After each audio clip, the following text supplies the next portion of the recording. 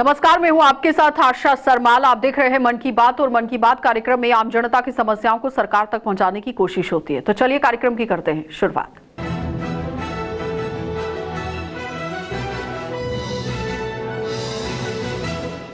सबसे पहले आपको लिए चलेंगे राजधानी दिल्ली, और दिल्ली में आप देखिए किस तरह से दिल्ली सरकार जो है वो एक्शन मोड में नजर आ रही है। सरकार ने पूरी तरह से फोकस शिक्षा विभाग पर और साथ ही साथ स्वास्थ्य विभाग पर रखा है। और शिक्षा विभाग की अगर बात करें तो यहाँ पर स्मार्ट क्लासेस का उद्घाटन किया गया। स्मार्ट क्लासेस के जरिए बच्चों को पढ़ाया जाएगा। इस पर आम जनता क्या कुछ प्रतिक्रिया दे रही है, देखिए। ये इनको इतने स्कूल बनाने थे, 1240 रूम बना दिए तो क्या बना दिए, ये कोई बड़ी बात नहीं है। एजुकेशन को सुधार रहे हैं, निंदा नहीं करते, लेकिन एजुकेशन हाई स्तर पर होनी चाहिए, तब काम और अच्छा होगा। ये अगर और स्कूल बनवाएं, अभी स्कूल जो हैं कुछ बिल्डिंगें कम हैं, 10 टाउन में भी स्कूल थे वो तब निकाल दिए, लेकिन बढ़ने चाहिए। भाई क्लासरूम ये बच्चों के लिए अच्छा कर रही है, पढ़ाई बच्चों का एजुकेशन भी बढ़ेगा, इससे हमारे बच्चों को भी शिक्षा भी मिलेंगी, ये तो फायदेमंद कर रही है। लेकिन एक काम गलत कर रही है, ठेकों पे एक के साथ एक दे रही है। गरीब आदमी को राशन फ्री बांट दे, इतना अगर गरीब आदमी के राशन जाए, जैसे क्लासरूम खुलवाए ऐसे ही उन्हें राशन रूम भी खुलवाए, ये चीफ बेस्ट होगा। अभी जैसा कि बम महाराज जी बोल रहे थे, वो अभी केजरीवाल जी के लिए कुछ कम है, बशर्ते उन्हें जो स्कूल बनाना था तो अभी क्लासरूम तो बना ही लिए, लेकिन दिल्ली को जो शराब की नगरी बना दिए हैं, इस पे ज़रा आप लोग गौर कीजिए कि हर गली में एक तो दारू का ठेका, उसके बाद एक के साथ एक फ्री। अब तो मतलब दिल्ली को, ये बच्चों को क्या संभालेंगे, ये तो दिल्ली को ही ले बैठे। इन्हें 5 साल और दे दीजिए, दिल्ली की जो दुर्दशा हो जाएगी कि यहाँ लोग आना पसंद नहीं करेंगे, ये होने वाला है।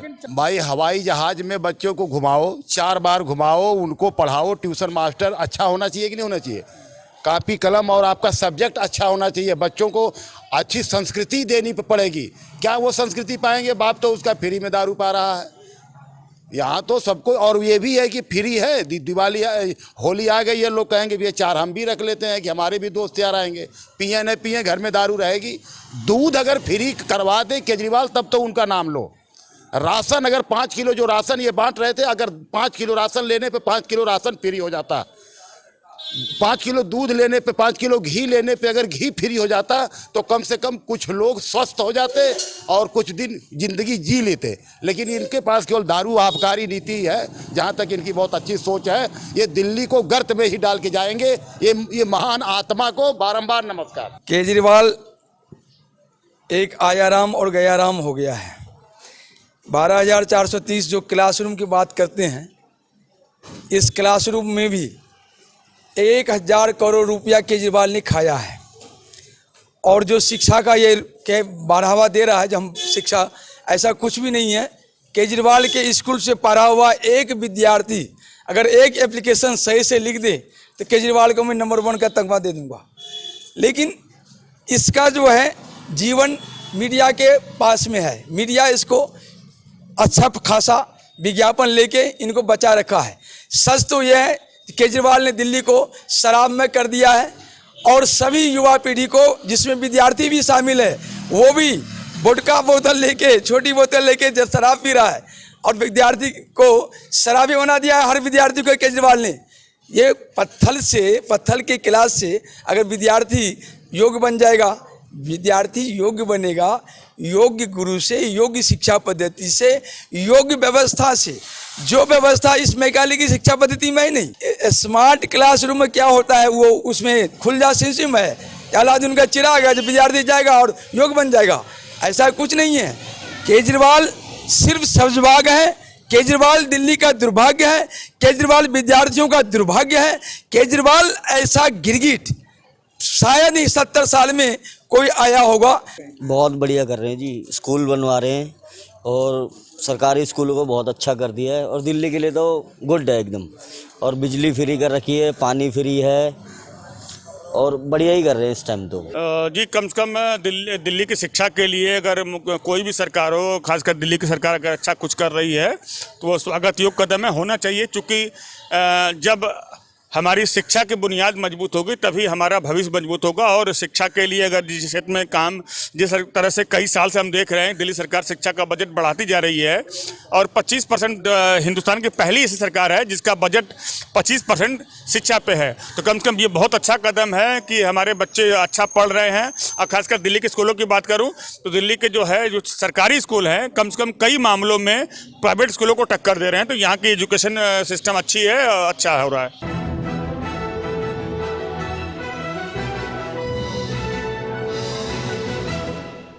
चलिए अब आपको हरियाणा लिए चलते हैं और हरियाणा से दिखा देते हैं कि किस तरह से एक खबर लगातार यहां पर सुर्खियां बटोरती हुई नजर आई थी, जिसमें कक्षा 5वीं और 8वीं को बोर्ड की यहां पर परीक्षाएं देनी होगी। लेकिन इस पर मनोहर लाल खट्टर, जो कि मुख्यमंत्री हैं हरियाणा के, उन्होंने पूर्ण विराम लगा दिया है। उन्होंने कहा कि कोरोना काल के दौरान बच्चे पढ़ाई नहीं कर पाए हैं, जिसकी वजह से अभी इन दोनों कक्षाओं को यहां पर बोर्ड की कक्षा नहीं बनाया जाएगा। लेकिन इस पर आम जनता क्या कुछ प्रतिक्रिया देती हुई नजर आई, वो दिखा देते हैं।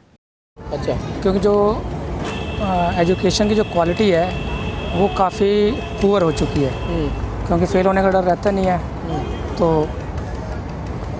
बच्चे जो है उनके दिमाग में पहले ये सारी बातें पहले से भरी, फेल तो होना नहीं है, तो पढ़ते नहीं है। जो इनका बेस है 10th में जाते जाते वो काफ़ी वीक हो चुका होता है, और जब वो एक्चुअल लाइफ में जॉब के लिए अप्लाई करते हैं वहाँ बहुत दिक्कत आती है। कहने को होता है कि 10th पास है लेकिन उनको आता जाता कुछ नहीं है। बिल्कुल सही रहा, ये होना चाहिए था, ये बहुत पहले हो जाना चाहिए था। पहले था ये, पता नहीं किन कारणों से हटा दिया और इसको फिर से लागू किया जा रहा है। अच्छी बात है, होना चाहिए ताकि क्वालिटी अच्छी हो। एक तो काफ़ी लंबे समय के बाद लिया है तो इसको ले लेना चाहिए था, काफ़ी टाइम लगाया, और किन वजह से लिया है ये तो मुझे नहीं पता, लेकिन ये फैसला जो है जितना जल्दी लागू हो जाए उतना अच्छा है। ठीक भी है और गलत भी है। जिन्होंने पढ़ने नहीं है वो तो यही कहेंगे चलो अच्छा लिया, हम नहीं पढ़ पाएंगे, ठीक है। और जो पढ़ने वाले बच्चे हैं उनके लिए तो ठीक नहीं है ना। जो नहीं पढ़ता वो तो कहता है चलो अच्छा, जो नहीं ले रहे तो असर इनसे बच्चों के भविष्य पर पड़ेगा, दोनों तरफ से फर्क तो पड़ेगा। क्या कुछ लगता है? जब पढ़ेंगे नहीं वो आगे उनकी ग्रोथ कैसे बढ़ेंगे पढ़ने। क्या लगता है ये फैसला कितना सही है? वो सही भी है, नहीं भी सही है, हमें इतना नॉलेज नहीं है। एक तरीके से सही भी है और गलत भी है। अगर सही हम देखें तो सही इसलिए है क्योंकि बच्चों की टीचर्स से जो है पढ़ाई नहीं करा पाए। ऑनलाइन बच्चों को बहुत दिक्कतें आ रही थी, नेटवर्क इशू थे या कई और ऐसी समस्याएं थी, जिनके पास फ़ोन नहीं थे। कई कोरोना काल में बहुत सारी ऐसी दिक्कतें रही जिससे पढ़ाई नहीं हो पाई। उसके बाद अगर वो टल गई तो बहुत अच्छी बात है, लेकिन नुकसान ये है कि बच्चों की जो नॉलेज इन्हेंस होनी थी वो कहीं ना कहीं रह गई। बच्चों में एक कंफर्ट जोन आ गया और कहीं ना कहीं बच्चे पढ़ाई से पिछड़ते हुए नजर आए। बच्चों के नज़रिए से देखें तो वो तो खुश नज़र आ रहे हैं, लेकिन अगर अभिभावक और अगर टीचर्स की नज़र से देखें तो कहीं ना कहीं उनको ये सही नहीं लगा, क्योंकि बच्चे जो है पढ़ नहीं पाए। उनको जो नॉलेज 8वीं क्लास में जो बेस ही क्लियर नहीं हुआ तो अगली क्लास में जाकर कैसे आगे की पढ़ाई कर पाएंगे, क्योंकि बेस माना जाता है 8वीं और 10वीं की परीक्षाओं को आगे की क्लासेस के। काफ़ी ज़्यादा फ़ायदा हुआ है क्योंकि कोरोना काल में ऑनलाइन क्लासेस चली हैं, तो उस वजह से जो है बच्चे पढ़ नहीं पाए हैं अच्छे से। कईयों पे फ़ोन वगैरह इंटरनेट की उपलब्धि नहीं थी, तो इस वजह से सरकार ने बोर्ड परीक्षा कैंसिल करके काफ़ी अच्छा करा। काफ़ी ज़्यादा राहत देगा क्योंकि बिना बोर्ड परीक्षा के बच्चे आसानी से अगली कक्षा में जा पाएंगे, जिसकी वजह से जो ऐसे बच्चे हैं जिनको पढ़ाई नहीं हो पाई उनकी परीक्षा में कम अंक आने से अच्छा तो है कि वो डायरेक्ट अगली कक्षा में जाएँ। फैसला तो सर ऐसा है कि 50-50 सही है, मेरे को तो लग रहा है अभी, क्योंकि बच्चों की पढ़ाई का भी ध्यान रखना है और उनका टाइम पीरियड भी तो जा रहा है इसमें।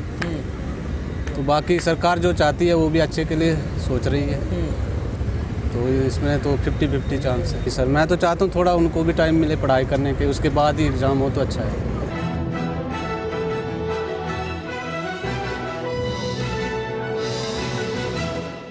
चलिए अब आपको झारखंड लिए चलते हैं और झारखंड सरकार भी अब एक्शन मोड में नजर आ रही है, क्योंकि जब कोई शिलान्यास होता है, लोकार्पण किसी भी चीज का किया जाता है, वहां पर सांसदों को नहीं बुलाया जाएगा। अब किस तरह से रहेंगे हालात, आम जनता क्या कुछ प्रतिक्रिया दे रही है, देखिए। और अचानक ये खबर आई है, ये तो विश्लेषण का सब्जेक्ट है कि इसमें कितनी अच्छाई है या कितनी बुराई है, या फिर ये सामाजिक दृष्टिकोण से कितने भलमानसता से किया गया डिसीजन है, या फिर इसमें कोई राजनीति है। अभी तक तो देखिए सदियों से तो जनप्रतिनिधि लोग ही करते आए हैं, लेकिन हाँ अगर हेमंत जी की मंशा आम जन से है, समाज सेवियों से है कि वो उद्घाटन करें, टीचर उद्घाटन करें, खिलाड़ी उद्घाटन करें। तो अगर ऐसी मंशा है तो बहुत ही अच्छी बात है, लेकिन ये विश्लेषण का सब्जेक्ट है, तुरंत कहना थोड़ा मुश्किल होगा। झारखंड सरकार जो ये फैसला ली है बहुत ही बढ़िया फैसला है, और इसमें अगर झारखंड समाज इसको शामिल कर ले कि अब जो है सांसद के अलावा, विधायक के अलावा अगर शहर के प्रबुद्ध नागरिक जो इसका अगर उद्घाटन करे तो इससे जनता के बीच में ज़्यादा उत्साह होगा और स्कीम भी ज़्यादा सक्सेस होगी और इसके कार्य भी अच्छा होगा। इसके ऊपर यदि राज्य सरकार का ऐसा फैसला है तो यह बिल्कुल अनुचित ही नहीं, असंवैधानिक भी है। भारत राष्ट्र का निर्माण, छोटे छोटे सभी राज्यों को मिला करके एक भारत का निर्माण किया गया, और ये झारखंड सरकार क्या सोच करके ऐसा फैसला ली है। किसी भी क्षेत्र के प्रतिनिधि, यदि आप किसी शहर क्षेत्र में अगर आप जाते हैं तो नगर निगम क्षेत्र से लेकर के आप जिला परिषद से लेकर के पूरे एक सदर का जो विधानसभा का जो होता है चुनाव, अनेक जिला मिला, अनेक छोटे छोटे विधानसभा क्षेत्र को मिला करके एक जिला में जो जनता के द्वारा चुने गए प्रतिनिधि हैं, ये सब मिलकर एक भारत का निर्माण करते हैं। ये संघीय ढांचे पर हेमंत सोरेन सरकार का एक बहुत ही कठोर प्रहार है, जो बिल्कुल अनुचित है मेरी दृष्टि में। क्योंकि का नाम शिलापट पर, योजनाओं के शिलान्यास पर बिल्कुल होना चाहिए, क्यों नहीं हो। जो भी एक लोकसभा क्षेत्र के सांसद हैं वो जनता के द्वारा चुने गए प्रतिनिधि हैं। आप एक लोकसभा क्षेत्र में अनेक विधायक हो सकते हैं, वो सारे विधायक किसी भी भिन्न दल के हो सकते हैं तो भारत के चुने हुए प्रतिनिधि, जनता के द्वारा चुने गए प्रतिनिधि, उनका नाम क्यों नहीं होगा। विधायक का नाम होगा, सांसद का नहीं। क्यों नहीं होगा सांसद का नाम। राजनीतिक महत्वाकांक्षा में इतने अंधे होकर के ये क्षेत्रवाद को बढ़ावा देने वाला फैसला है, जो बिल्कुल अनुचित है। क्या ये क्षेत्रवाद को बढ़ावा दे रहे हैं क्या? यानी कि संघीय ढांचे पर हमला मानते हैं। बिल्कुल, ये संघीय ढांचे पर हमला है।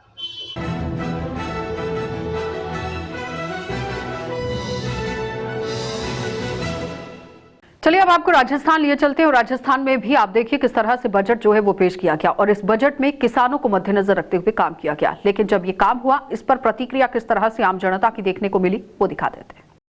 राजस्थान सरकार का जो वर्तमान में बजट रहा है वो ऐतिहासिक बजट रहा है। चाहे चिरंजीवी योजना हो, जो क्लेम राशि हुआ करती थी 5 लाख रुपए का, जो मुफ्त इलाज गरीबों का हुआ करता था, उसको 10 लाख रुपए कर दिया गया है। और इवन इसमें एक दुर्घटना में 5 लाख रुपए की जो एड सरकार द्वारा 5 लाख रुपए का जीवन बीमा, ये भी जो व्यवस्था की गई ऐतिहासिक है। पूरे राजस्थान के अंदर एक भी विरोधी इस प्रकार का जवाब नहीं दे पा रहा है कि इस बजट में कहीं भी किसी के लिए कमी छोड़ी गई हो। पूरे राजस्थान के अंदर पहली बार ऐतिहासिक फैसला ये किया गया है कि किसानों के लिए अलग से बजट का प्रावधान किया गया है। उनके लिए 5,000 करोड़ का काफ़ी सारी योजनाएं उसके अंदर उसमें ली गई है, जहाँ की जिससे कि किसानों का विकास हो सके। पहली बार इतिहास में ऐसा बजट आम जन को देखने को मिला है। इसके लिए सब लोग अपने आप को अच्छे महसूस कर रहे हैं। चाहे कर्मचारियों की बात हो, चाहे किसानों की बात हो, चाहे मजदूर की बात हो, चाहे महिलाओं की बात हो, सबका सामंजस्य बिठाते हुए, सबका समन्वय बिठाते हुए, सबका लाभ करते हुए अशोक जी गहलोत साहब के द्वारा इस बजट को भूपटल पर रखा गया है। और आगामी भविष्य के अंदर इसका क्रियान्वयन बलिपूर्वक होगा, इस प्रकार की सोच इनकी रही है। और इसके लिए हम लोग साधुवाद और धन्यवाद देना चाहते हैं अशोक जी गहलोत साहब को कि उन्होंने आम जन की भावनाओं के अनुरूप बजट पेश किया। और मैं एक बात और कहना चाहूँगा कि वर्तमान में जिस प्रकार की स्थिति भाजपा की हो रही है कि वो बजट पर कुछ बोल ही नहीं पा रहे हैं। इस प्रकार की अनलगर बयानबाजी जो कि काली महिला दुल्हन वाली जो बात उन्होंने सतीश जी पुनिया जो प्रदेश महोदय द्वारा की गई, इनकी बौखलाहट का नतीजा है। विरोधी भी इसका कहीं प्रतिकार नहीं कर पा रहे। वास्तव में आम जन को समावेश करते हुए अच्छा बजट है जो देखने को मिला है। वो राजस्थान सरकार का पहला जो वर्तमान का बजट है, ये अच्छा बजट देखने को मिला। इस समय जो बजट पेश हुआ है, काफ़ी समय पश्चात इसमें सभी वर्गों को, सभी के हितों का ध्यान रखा गया है। खासकर महिलाओं का, SC ST के वर्ग का और लघु काश्तकारों का। इसमें माननीय मुख्यमंत्री जी ने काफ़ी राहत देने का प्रयास किया है। और इस तरह का बजट जो है वो अच्छे बजट की श्रेणी में आता है।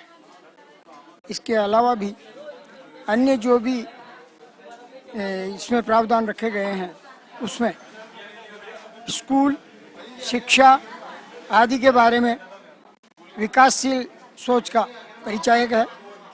और इसके अतिरिक्त नौकरियों के सिलसिले में भी माननीय मुख्यमंत्री जी ने सकारात्मक सोच का परिचय दिया है।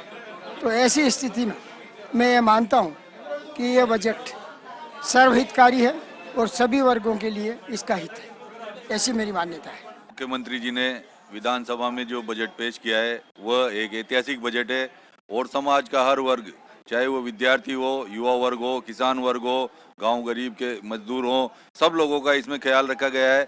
और मुख्यमंत्री जी ने सब वर्गों को इसमें कुछ करने का प्रयास किया है।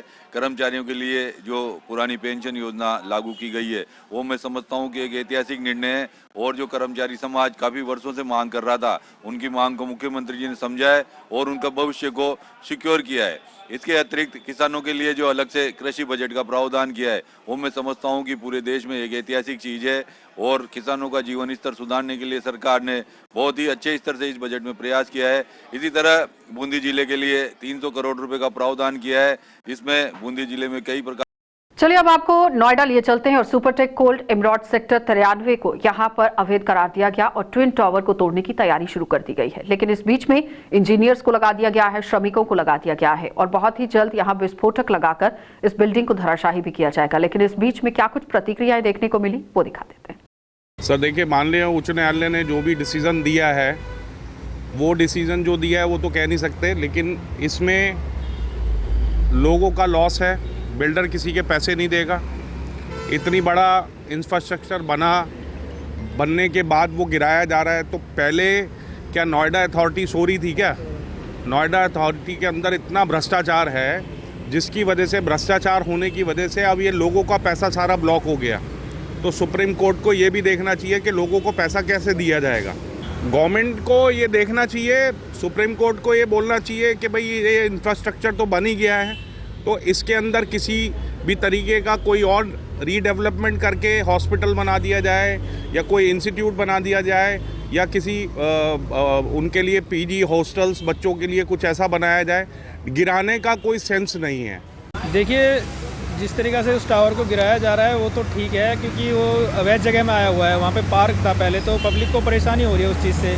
लेकिन उस टावर को गिराने की जगह सरकार अपने काम में भी ले सकती है, जिस वजह से उसमें जितना लागत लगी हुई है वो भी बच जाएगी और जो पब्लिक है वहाँ की उसको परेशानी भी नहीं हो रही है सर उससे। मैं प्रधानमंत्री नरेंद्र मोदी जी से यही कहना चाहता हूँ कि उस बिल्डिंग को उत्तर प्रदेश सरकार के हवाले करके उसमें एम्स बनाया जाए, ना कि कोई उसे ध्वज करा जाए, और ना या तो कॉलेज बना दिया जाए या कोई NGO को दे दिया जाए जिसमें अस्पताल या चैनी ट्रस्ट खोल दिया जाए, जिससे बहुत से लोगों का